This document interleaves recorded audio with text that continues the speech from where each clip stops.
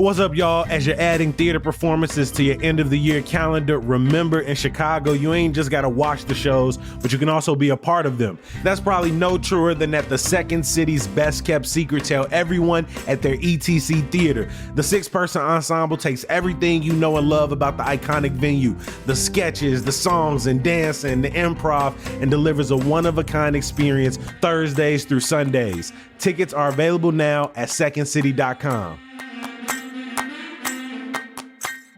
This episode is brought to you by Mubi, a global streaming service dedicated to elevating great cinema. Be sure to catch the cult classic The Fall, now streaming exclusively on Mubi, and a spectacular new 4K restoration. Filmed across 24 countries over a period of 4 years, Tarsem Singh's ostentatious epic sees a bedridden stuntman played by a magnetic Lee Pace spin an escapist fantasy for a hospitalized young girl. You can start streaming this film and more for 30 days free at Mubi.com/CityCast.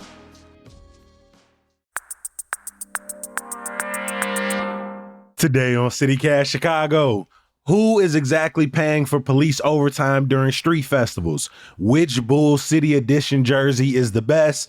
And where can neighbors go for a free Thanksgiving Day meal? All of that and more with executive producer Simone Alicea. It's Tuesday, November 19th. I'm Jacoby Cochran, and this is what Chicago's talking about.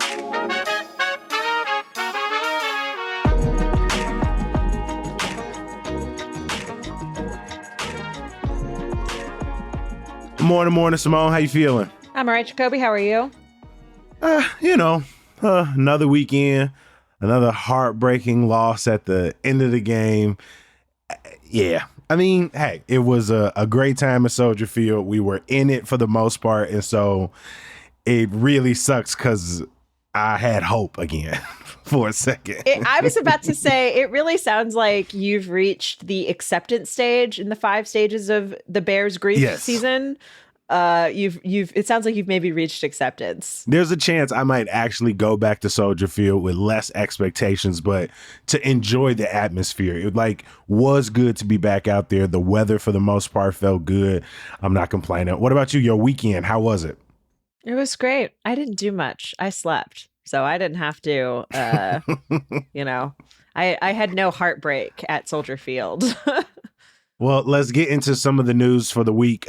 Budget hearings are ongoing at City Hall. Last week, the Department of Cultural Affairs and Special Events got their time in front of alders. And this coincided with an investigation from Block Club Chicago and CBS, which revealed that the city of Chicago is essentially owed millions of dollars from street festivals and event organizers for police overtime.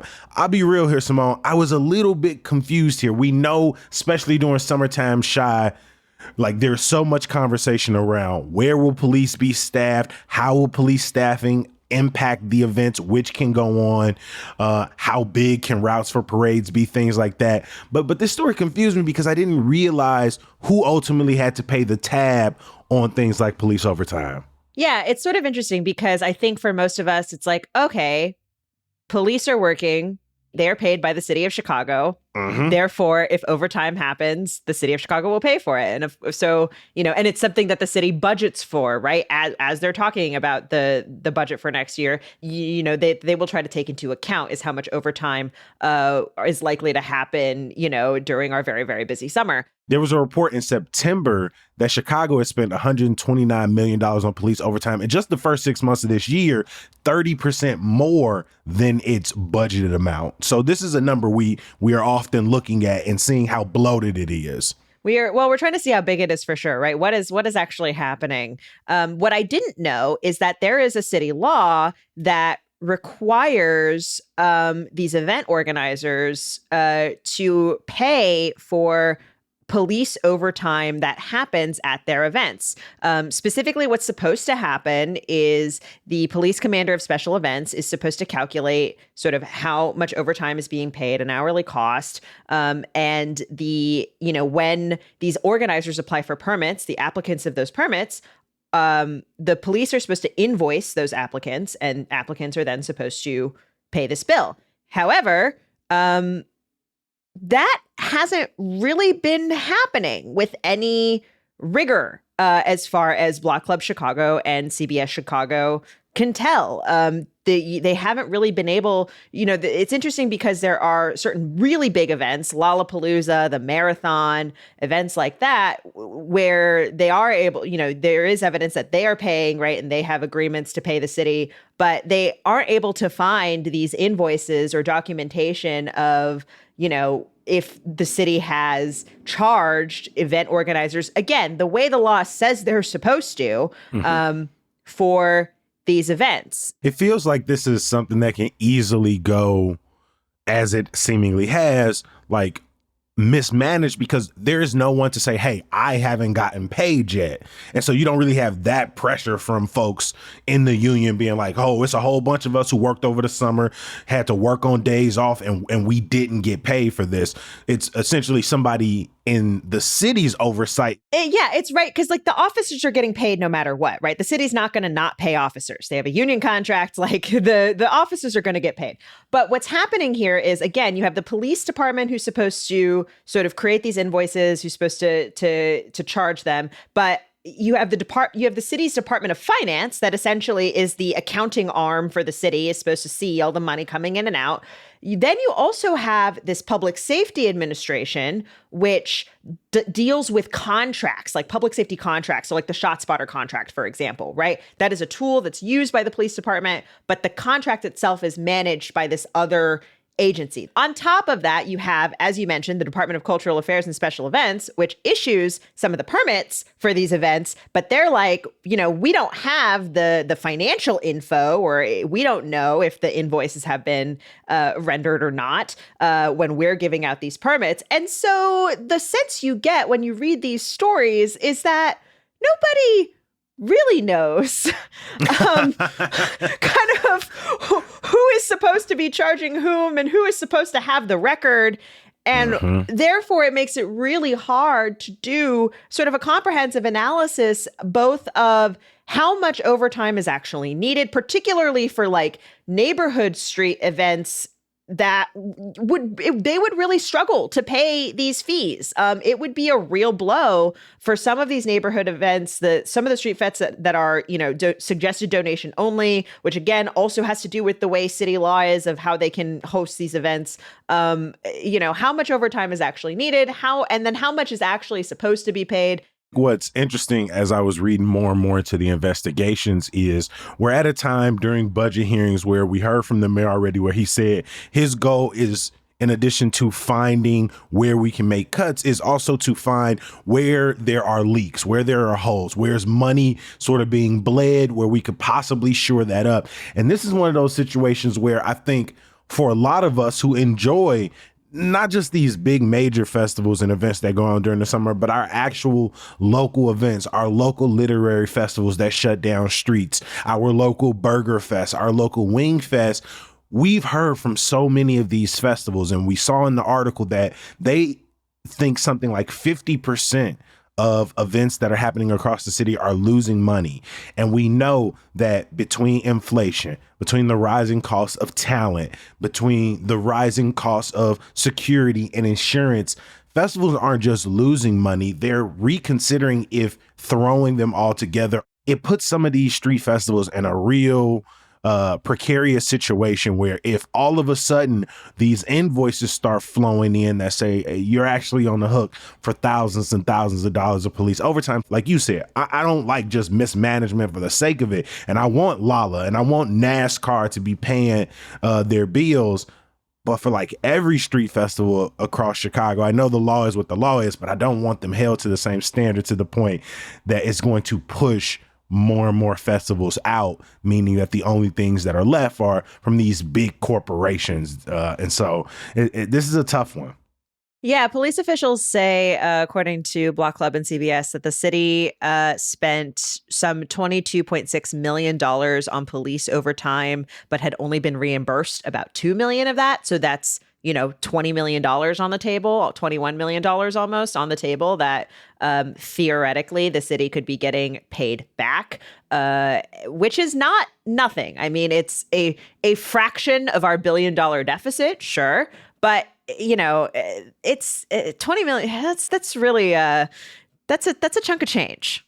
I think this is also one of those situations where I am willing to say I'm okay being ticketed for some of these events if it means that it's the difference between them staying around and not. Because we're at a point now where the donate what you can system, while I love it, especially for neighborhood festivals, it may be becoming unsustainable for the type of festival industry we have and the expectations we as consumers have been driven towards from our local festivals. I really agree. I think we kind of need to be honest about the size of some of these events. So like festivals that, I think maybe a decade ago, even certainly 15 years ago, were smaller neighborhood affairs. I'm thinking about like Andersonville's Midsummer Fest, for example. Like I probably at some point that was a small local festival with the local businesses, a small-ish local festival. But like they've got 2 stages, like 3 different performance areas. They've got like a little games and stuff for kids in addition to all the vendors. Like it's a big deal. It goes on for multiple days and the crowds are huge. The crowds are really big.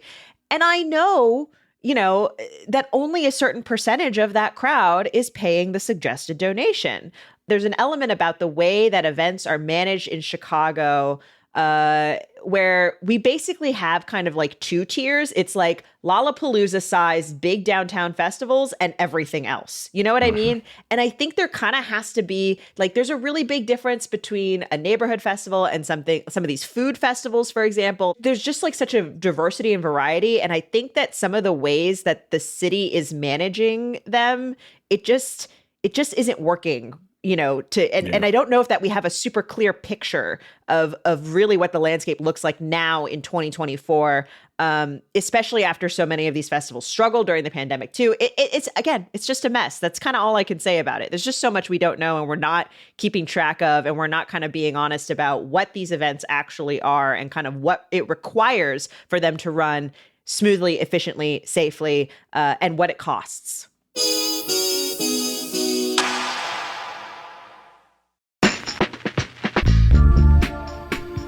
Hyde Park's Court Theater has teamed up with Timeline Theater to put on the groundbreaking and multi-Tony Award-winning musical Falsettos. The show has been described as a must-see gay musical odyssey featuring a completely sung-through score. Falsettos is a moving tribute to family in its many forms, a playful interrogation of identity, and a celebration of love's beauty, complexity, and necessity. And a little nugget from my hardcore theater fans, they're doing the 2016 Broadway revival version. Performances run now through December 8th. Get your tickets at courttheater.org.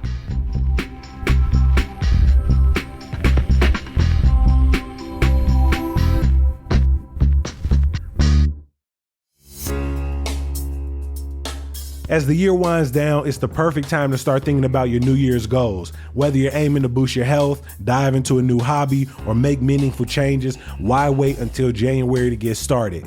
With orthodontic experts, you can begin your smile transformation today. They're conveniently located clinics throughout Chicagoland, accept most major insurances, and offer top quality options like traditional metal, gold, ceramic, and lingual braces, as well as clear aligners. And if you're ready to take the first step, stop by or schedule a no-cost consultation and mention CityCast 250 to receive $250 off your orthodontic treatment. Terms and conditions apply. This season, give yourself the gift of a confident new smile with orthodontic experts.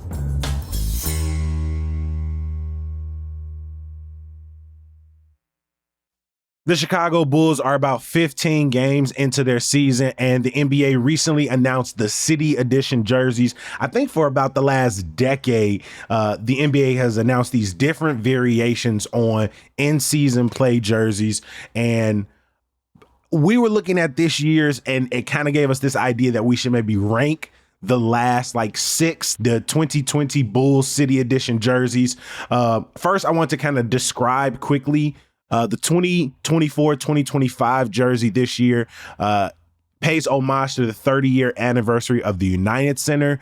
It's largely white with gold trimming, some different designs on it. Last year's jersey pay homage to the original Chicago Stadium, aka the Madhouse on Madison, had like vertical lettering similar to the marquee outside the stadium. The 2023 jersey was the municipal wide jersey, a white and red Chicago Bulls jersey with a lot of great detailing inside the body of the jersey, even the stripes alongside. The coloring even pays some tribute to the many bridges around Chicago. And then, Simone, what did those three before that look like?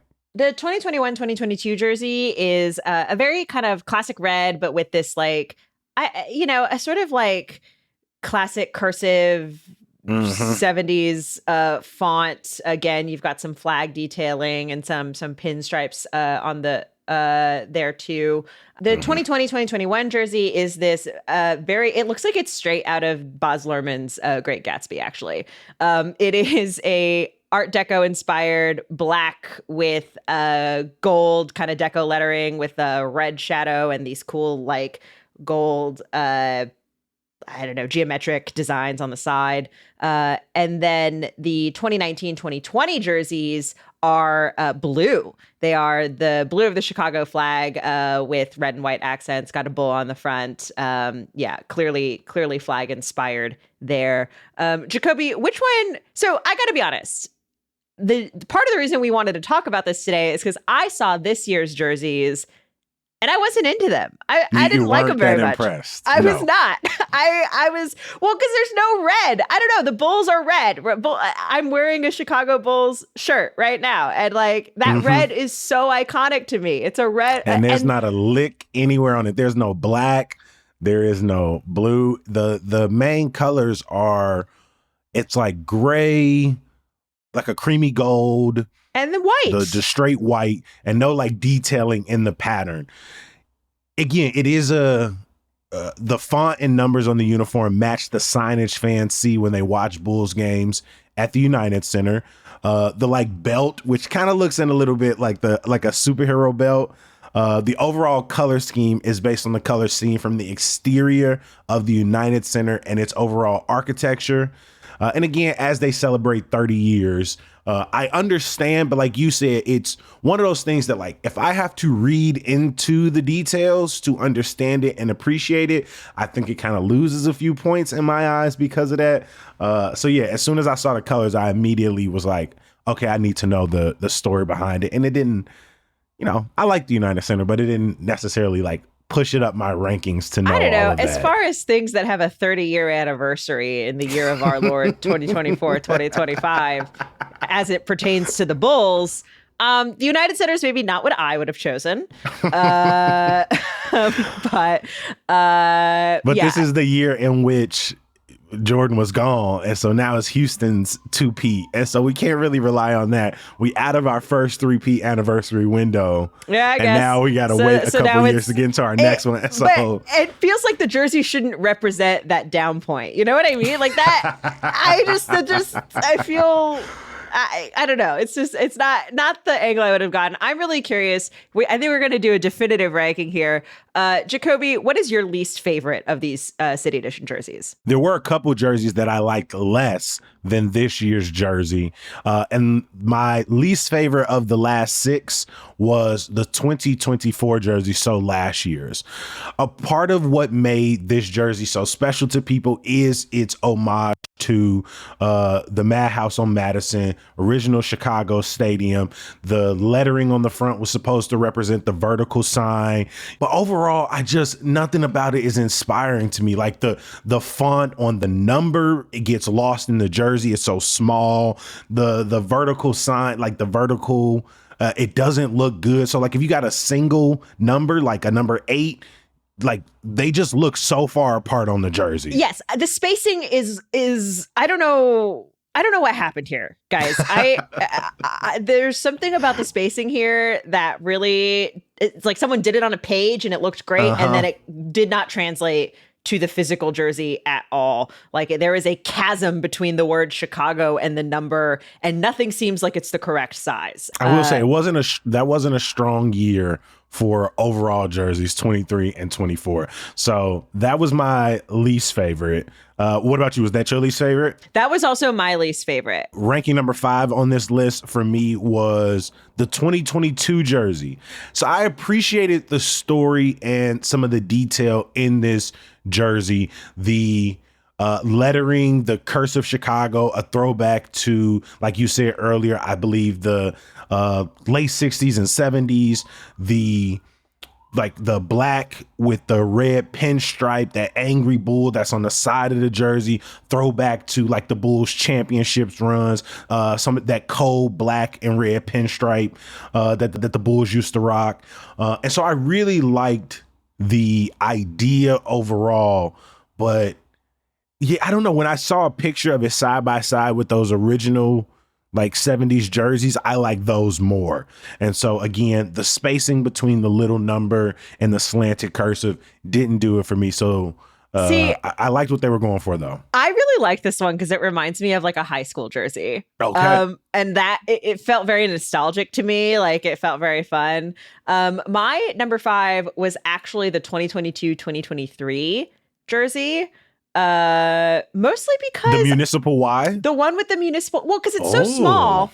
And I love the municipal Y. I love the municipal symbol of Chicago. It's one of my favorite things, and it's got such a great story. The representation of the intersection of the rivers, and it's got. But my thing about this jersey is it feels the least special. It feels the least different to me, even though it says Chicago on it. It doesn't say, it's not got the big bowls on the front.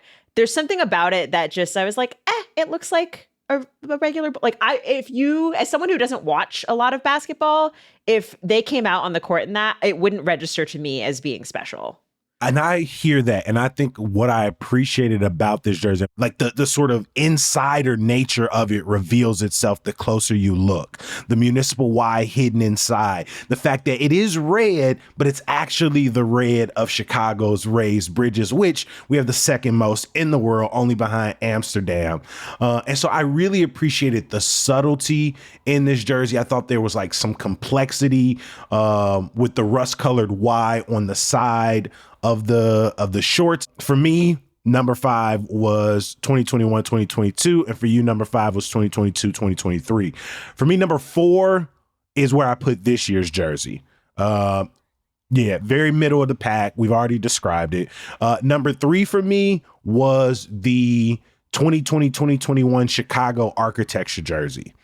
Again, middle of the pack, but above the gold jersey. I appreciated that it isn't our base colors in some ways, but I'm a sucker for Chicago architecture, all of the kind of hidden details, the Art Deco. I really love our ornamental buildings in Chicago. And so I liked the little bit of extra that was thrown into this jersey. Where did this one rank for you? This is also where I put this one, actually. I had this one in the same place, and it's a lot, I think, right? It feels special. It's funny because here's another version where we've got gold as a main color, which here I think it feels really special and interesting, whereas in this year's version, I think it feels a little out of place and like why is this the color? But here I really like it.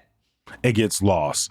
So my number 2 and 1 is where I kept going back and forth here, and it's interesting because all of the reasons that I talked about loving the municipal Y jersey, in some respects, that's why I ranked it number 1. But I kept going back because number 2 was the 2019-2020 baby blue flag jersey. This is my number 1, Jacoby. It was my number 1 too. I kept going back and forth, but it's for the exact reason you said. It stands out from the pack. It's bold. I love the Bulls logo on the front, even though the number is still a little bit small for me. I think that it complements the logo very well. I think the color it absolutely stands out juxtaposed to like basic hardwood. I think, and also this to me is one of those things that I think reads pretty clearly to a Chicago audience. Whereas another team might be like, why are you coming out on the floor in baby blue? Like what is happening right now?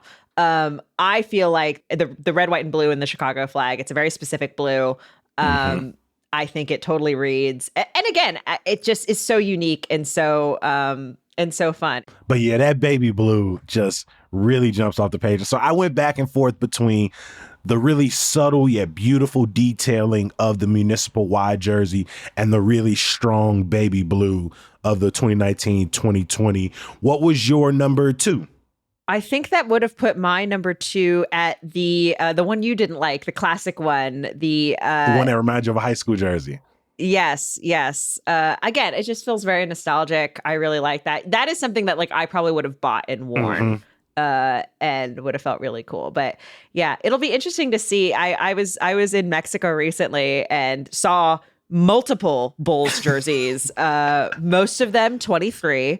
Of course. Most of them Jordan jerseys, but still, like, it's so interesting. We were talking about when we did that bracket for our most Chicago thing ever, and the Bulls kind of came out on top for us, the 90s Bulls specifically, and one of the reasons we mentioned was because of the influence on fashion, and partly that's like, the culture of sneakers and Jordans, etc. But I think also just the Bulls imagery itself, again, that red, the logo, there is something about it that is sort of pretty effortlessly cool, and so interesting to see how the teams try to innovate on that for these special editions. We'd love to hear from you. 773-780-0246. Let us know your name, your neighborhood, and your favorite Chicago Bulls City Edition jersey. Before we get out of here, our friends over at Block Club Chicago put together this fantastic free Thanksgiving meal guide, places where you can get free turkeys or a full-on Thanksgiving Day meal. Simone, what are a few places that were on their list?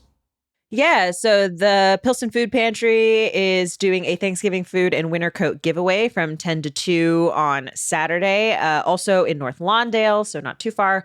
The North Lawndale Employment Network is doing its annual turkey giveaway from 10 to noon on Saturday. And then also on the west side in Humboldt Park, El Mercadito at La Casa Norte will be distributing holiday meats like turkey, ham, and chicken. You can check their website for more details. Auburn Gresham, the St. Sabina Food Pantry, is giving away 1,000 turkeys beginning at noon on Saturday. To receive one, you need to present a voucher, which you can get at the St. Sabina Social Services Office. In Chatham, the Whitney Young Library is giving out 100 frozen turkeys for families facing food insecurity this Saturday from 8 to 10 a.m.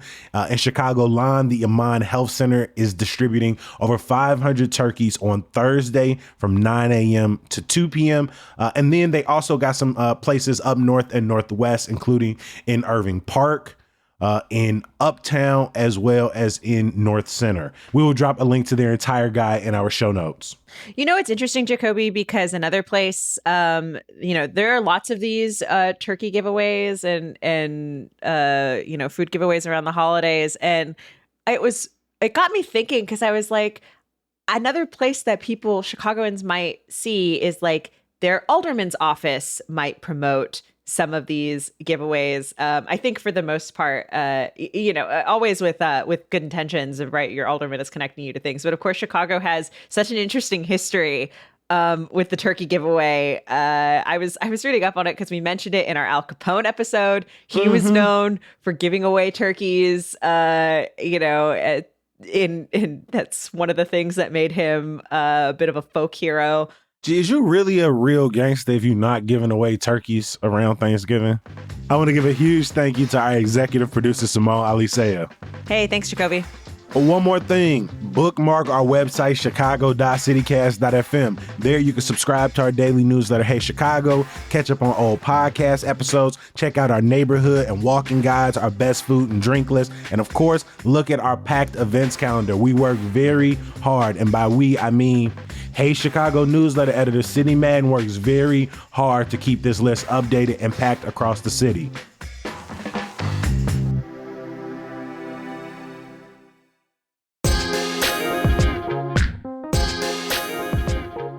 Of course, I can't let you go without some good news. Tomorrow is Trans Day of Remembrance, and we got great memorial events happening across the city. Chicago Therapy Collective and Women and Children First Bookstore are hosting a memorial mural and observance event in Uptown. Task Force Prevention and Community Services are hosting Say Their Name out in Austin, and La Cueva Nightclub is hosting Transgiving 2024 in Little Village this Thursday. I got links for each of these events in our show notes, and as always, we appreciate you listening and reading. We're going to be back bright and early tomorrow. We'll talk to you then. Peace.